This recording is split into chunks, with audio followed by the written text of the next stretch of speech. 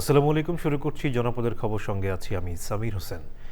এখনকার এই সংবাদ আয়োজন একই সঙ্গে চ্যানেল আইয়ের ইউটিউব চ্যানেল এবং চ্যানেল আইয়ের ওটিটি প্ল্যাটফর্ম আই স্ক্রিনে লাইভ স্ট্রিম হচ্ছে। নারায়ণগঞ্জের ফতুল্লার কুতুবপুরের লাকি বাজার এলাকায় গ্যাস বিস্ফোরণে একই পরিবারের 4 জন দগ্ধ হয়েছেন। সোমবার ভোর 6টার দিকে শওকত আলী গাজীর মালিকানাধীন বাড়ির ভাড়াটিয়া আব্দুল কাদিরের বাসায় এই ঘটনা ঘটে।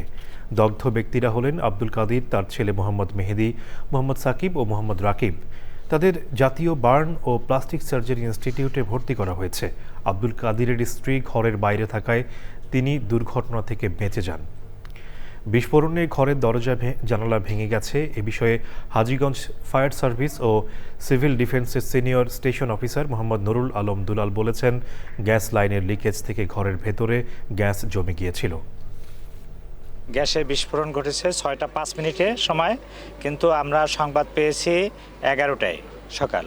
আমাদের সংবাদ জানানো হয় না। পরবর্তীতে আমরা আসছি, এসে দেখি যে এখানে শুনতে পেলাম যে 4 জন লোক আহত হয়েছে। তারা অলরেডি ঢাকা বার্ন ইউনিটে চলে গেছে। রাজশাহী মহানগরীর মতিহারের কাজলা এলাকায় চোর সন্দেহে এক যুবককে গাছে বেঁধে নির্যাতনের অভিযোগ উঠেছে। রোববারের এই ঘটনার ভিডিও সামাজিক যোগাযোগ মাধ্যমে ছড়িয়ে পড়ে। স্থানীয়রা বলছেন, চুরির অভিযোগে যুবককে বেঁধে নির্যাতনের ঘটনায় এলাকায় ক্ষোভ ও উদ্বেগ দেখা দিয়েছে। ঘটনার সুষ্ঠু তদন্তের মাধ্যমে দোষীদের দ্রুত আইনের আওতায় এনে দৃষ্টান্তমূলক শাস্তি দাবি করেছেন স্থানীয়রা। মতিহার থানার ওসি জানিয়েছেন, এ বিষয়ে অনুসন্ধান চলছে। দোষীদের বিরুদ্ধে আইনি ব্যবস্থা নেওয়া হবে।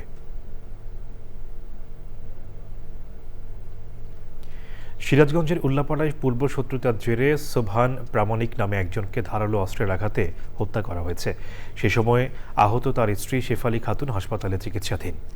পুলিশ ও এলাকাবাসী জানিয়েছে, রোববার রাতে উপজেলার লাহিড়ী মোহনপুর ইউনিয়নের দত্তপাড়া এলংজানি গ্রামের দুগ্ধ সমিতির সাবেক ম্যানেজার সোবহান প্রামাণিকের ঘরের সিঁধ কেটে একদল দুর্বৃত্ত ভেতরে প্রবেশ করে তাকে ও তার স্ত্রীকে আঘাত করে পালিয়ে যায়। এই ঘটনায় স্থানীয়রা একজনকে আটক করে পুলিশে সোপর্দ করেছে। উল্লাপাড়া মডেল থানার ওসি মোক্তারুজ্জামান জানান, হত্যার কারণ ও জড়িতদের শনাক্তে কাজ করছে পুলিশ। এবারে প্রতিনিধিদের পাঠানো তথ্য, ভিডিও, চিত্র নিয়ে আল মকসিদের রিপোর্ট। কুড়িগ্রাম প্রেস ক্লাবে সাংবাদিক ও বিভিন্ন পেশাজীবীদের সাথে মতবিনিময় করেছে দুর্যোগ ব্যবস্থাপনা ও ত্রাণমন্ত্রী আসাদুল হাবিব দুলু। সভায় সভাপতিত্ব করেন কুড়িগ্রাম প্রেস ক্লাবের সভাপতি শফি খান। চট্টগ্রামের সাতকানিয়ার কেরানীহাটে শিশুদের আনন্দ ও সুস্থ বিনোদনের জন্য নির্মাণ করা হয়েছে আধুনিক শিশু পার্ক ও ইনডোর প্লেগ্রাউন্ড। উদ্বোধন করেন চট্টগ্রাম 15 আসনের সংসদ সদস্য শাহজাহান চৌধুরী। সে সময় উপস্থিত ছিলেন পার্কের প্রতিষ্ঠাতা চেয়ারম্যান মহিউদ্দিন ও অন্যরা। বরিশাল জেলা আইন শৃঙ্খলা কমিটির বিশেষ সভা হয়েছে। প্রধান অতিথি ছিলেন সংসদ সদস্য অ্যাডভোকেট মোহাম্মদ মুজিবুর রহমান সরওয়ার। রাজশাহীতে বরেন্দ্র বহুমুখী উন্নয়ন কর্তৃপক্ষ BMD এর চেয়ারম্যান ও কৃষক দলের কেন্দ্রীয় কমিটির সভাপতি মোহাম্মদ হাসান জারিফ তুহিনকে সংবর্ধনা দেওয়া হয়েছে। সভায় সভাপতিত্ব করেন BMD এর নির্বাহী পরিচালক আবু সাইদ মোহাম্মদ কামরুজ্জামান। নাটোর সদর হাসপাতাল পরিদর্শন করেছেন সংসদের হুইপ রুহুল কুদ্দুস তালুকদার দুলু।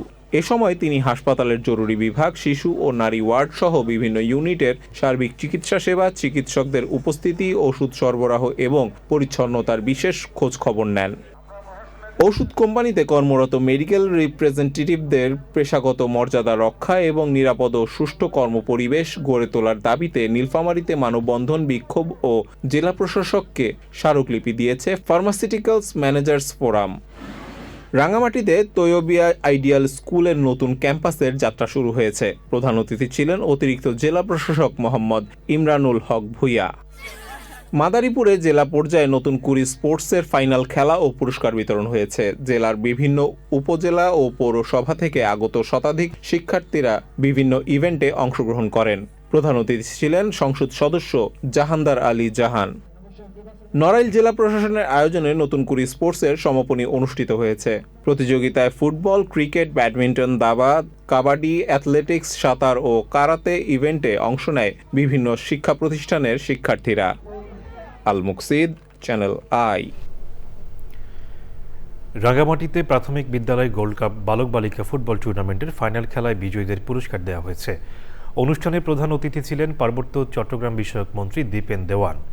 জেলা প্রশাসক ও জেলা ক্রীড়া সংস্থার সভাপতি নাজমা আশরাফির সভাপতিত্বে অনুষ্ঠানে ছিলেন সাবেক উপমন্ত্রী মনি স্বপন দেওয়ান, অতিরিক্ত পুলিশ সুপার ইকবাল হোসাইন, বীর মুক্তিযোদ্ধা কর্নেল মনীষ দেওয়ান ও জেলা জামাতের আমির অধ্যাপক আব্দুল আলিম। ফাইনালে বালিকা দলের খেলায় বরকল উপজেলার জগন্নাথছড়া সরকারি প্রাথমিক বিদ্যালয় দলকে ৩-০ গোলে হারিয়ে চ্যাম্পিয়ন হয়েছে বাঘাইছড়ি পাকুজ্জাছড়ি আবাসিক সরকারি প্রাথমিক বিদ্যালয়। বালক দলে রাজস্থলীর তাইতংপাড়া সরকারি প্রাথমিক বিদ্যালয়কে ৫-১ গোলে হারিয়ে চ্যাম্পিয়ন হয়েছে লংগদু উপজেলায় রাজনগর সরকারি প্রাথমিক বিদ্যালয়। দর্শক, জনপদের খবর আজকের মতো এই পর্যন্তই। একটু পর কৃষি সংবাদ দেখার আমন্ত্রণ জানিয়ে শেষ করছি। ধন্যবাদ সবাইকে।